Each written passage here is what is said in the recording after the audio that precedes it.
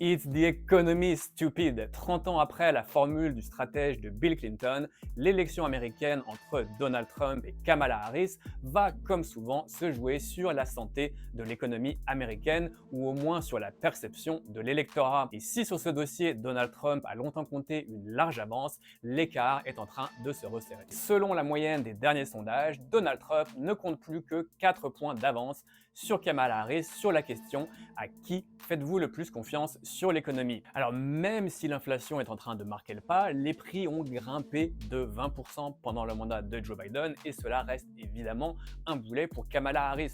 Mais l'an dernier, pour la première fois depuis la pandémie, les salaires ont grimpé plus vite que l'inflation. Et avec la Fed qui a commencé de baisser les taux mi-septembre, les Américains devraient retrouver un peu d'air pour emprunter. Dans le même temps, le taux de chômage, qui monte légèrement, reste toutefois historiquement bas à 4,3%. Wall Street est assez plus haut, un point particulièrement important quand on sait que plus de la moitié des Américains possèdent des actions, notamment via leur retraite par capitalisation. Maintenant, si on zoome sur les swing states, Donald Trump domine Kamala Harris sur les questions économiques dans 3 États de la Sun Belt, la Caroline du Nord, la Géorgie et l'Arizona.